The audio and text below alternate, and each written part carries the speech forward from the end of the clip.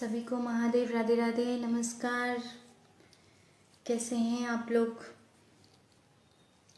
आप सभी का स्वागत है मेरे गुरु महादेव चैनल में या मेरे गुरु महादेव की फेसबुक के इस पेज पर। तो ये सनातन धर्म जो है ना, ये नववर्ष हमें मनानी कब चाहिए? ये प्रकृति मना करके हमें एहसास दिलाती है। जबकि विद्यालयों में परिणाम कब आते हैं? चैत्र के महीने में आते हैं। नया सत्र कब से प्रारंभ होता है? मार्च या अप्रैल से ही प्रारंभ होता है। बैंक भी आप देखेंगे तो बैंक की मार्च में क्लोजिंग। मैं एक्चुअली मैं बैंक की एम्प्लॉय रह चुकी हूँ, इसलिए मुझे बैंक भी बार बार बीच में याद आता रहता है। तो बैंक का जो क्लोजिंग होता है मार्च में लास्ट तक, बिल्कुल क्लोजिंग में एकदम इतना प्रेशर रहता है। फिर नया सत्र भी स्टार्ट हो जाता है ना। और विद्यालय का आप तो जानते ही हैं, फसलें भी जो है वो चैत्र के महीने में ही कटती हैं। अगर चैत्र के महीने में फसल कटती है, और किसान की बेटी हूँ मैं, किसान की बेटी मतलब बोले तो पापा मेरे खेती तो नहीं करते हैं, लेकिन खेती बाड़ी घर में काफ़ी मैं देखती आई हूँ शुरू से। अब तो नहीं, अब तो होते हैं तो लोग करवाते हैं खुद अपने हाथों से, तो खेती भी करना नहीं चाहते हैं। हाँ, तो किसानों के लिए ये नववर्ष, किसानों के लिए भी ये जो है नववर्ष खास करके क्या है, चैत्र का महीना है। और तो और नवरात्रि भी चैत्र के महीने में आती है।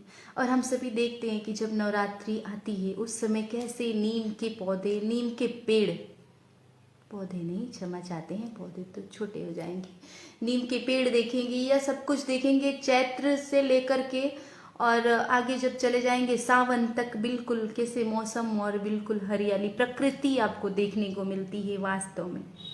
तो हमारा देश कैसा है? हमारा देश एक कृषि प्रधान देश है। इसके अनुसार हमें और आपको चैत्र के महीने में भी नववर्ष का एक बार याद दिलाना चाहिए, या याद रखना चाहिए, या मनाना चाहिए। नहीं तो वैसे हम अगर नहीं मनाते हैं तो प्रकृति हमें मना करके एहसास दिलाती है। यही बताने के लिए हम लाइव आए थे, और इस पोस्ट को हम अपने पेज पर,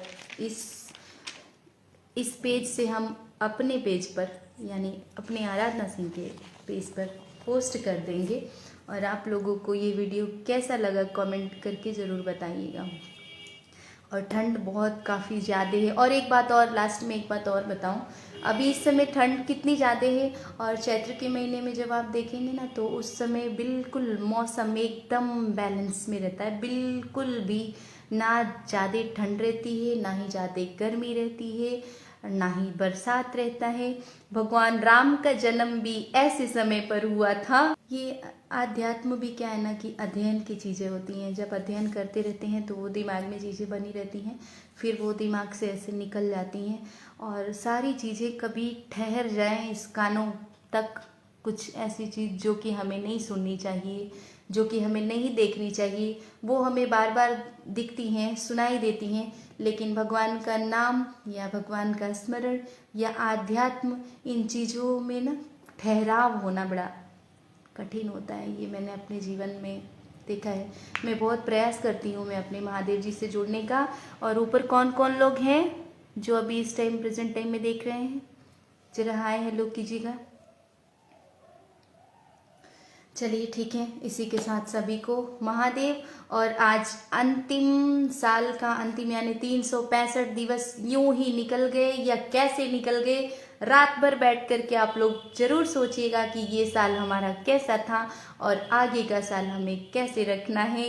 और भगवान से प्रार्थना करनी है, क्योंकि मूल केवल ईश्वर ही है, और मूल में अगर भूल हुई तो समूल समाप्त हो जाएगा। इस बात को भूलिएगा मत। ये बात मैं आपको विशेष रूप से कहना चाहती हूँ कि मूल है ना महादेव है, मूल ईश्वर है, मूल भगवान है, और मूल में भूल नहीं होनी चाहिए। अगर मूल में भूल हुई तो दोबारा रिपीट करते हैं कि समूल समाप्त हो जाएगा। इसी के साथ आप सभी को, कल नववर्ष है, उसकी हार्दिक शुभकामनाएं। और सनातन धर्म और सनातन जो तिथियां हैं उनको विशेष रूप से हमें और आपको याद रखना चाहिए। इन बातों को याद दिलाने के लिए मैं लाइव आई थी, और अगर त्रुटियां जो भी हुई होंगी इसके लिए आप सभी हमको क्षमा कर दीजिएगा। महादेव।